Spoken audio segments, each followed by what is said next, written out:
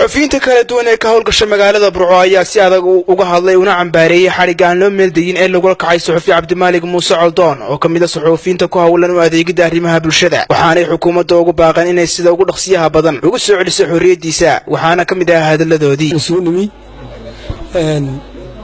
saaka subaxnimadii wariye ka howlgala magaalada Burco Cabdimaalig Muuse Coldoon xariga lagu kacay xarigaas sida aan ku warhelay waxa uu daba socday muuqaallo uu ka soo qaaday jeelka magaalada Burco runtii waxa isweydiin leh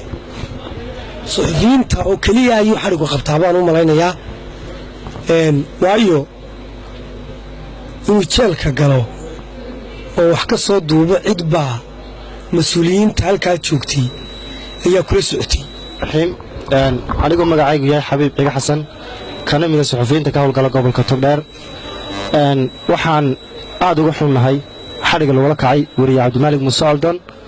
oo saaka ciidamo aad u tiro badan isku hareerayeen xarig aan munaasib ahayna ay u xidhay bismillaahir rahmaanir rahiim magacaygu Khalid Bakeele waxaan ka tirsanahay warbaahinta ka howlgasha magaalada Burco ee gobolka Togdheer runtii meediyaha kala duwan ee institutionada kala duwan ka howlgala ee maanta halkan isku yimi runtii waxay ka damqadeen oo ay ka dhiidiyeen xariga taadiga ee lagu kacay suxufi Cabdimaalig Muuse Coldoon oo runtii ah shakhsi ku caana samafalida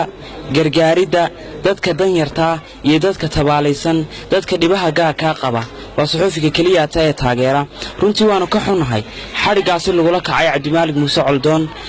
waxaanu ka xunnahay oo kale in iyadoo sifo sharci aan la soo marin Cabdimaalig lagu weeraro xarun magacaygu Cabdisalaan Axmed Cawd Cabdi Jermani kamid ah suxufiyiinta ka howlgasha gobolka Togdheer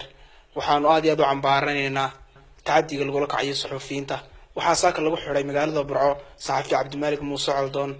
taas waa mid ka tarjumaysa taadiyada iyo gobol falida lagu kacay suxufiyiinta waxaan ka xumahay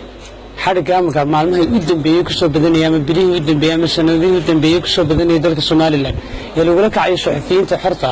waxaan aad uga xumahay Cabdimaalig Muuse Coldoon oo kamid ah wariyaasha ka howlgala gobolka Togdheer oo sida gaarka ugu bartilmaamsan inuu ka shaqeeyo arrimaha bulshada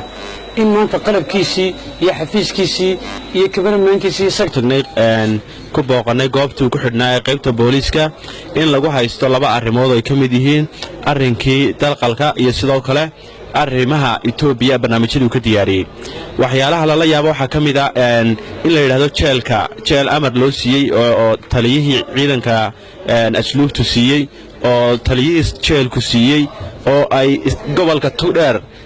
qaybta asluubtu ay amar ka bixisay haddana la yiraahdo waxa leeyahay wariyii shaqadiisii iyo hawshiisii uu qarankan u hayay dadka ku nool gobolkan Togdheer ayuu gutay jeelkana iskama uu gelin ciidan baa ilaaliya ciidan baa ka mas'uula taliya ilaaliya waa loo fasaxay shaqadiisana waxa weeye warbaahintu shaqadeedu in ay xogta dhabta hesho oo ay dabagal samayso oo ay bulshada tusto xaqiiqda dhabta ay u soo gudbiso isaguna waajibkiisa ayuu isku soo wadaba waxa sanadii u dambeeyay ku soo badanayay dalka Soomaaliland xariga sharci darrada ee lagu kacay suxufiyiinta kala duwan ee ka howlgasha dalka Soomaaliland waa Cabdisalaan Axmed Cawd Cabdi Jermani shabakada caalamiga ee Garadnews Burco.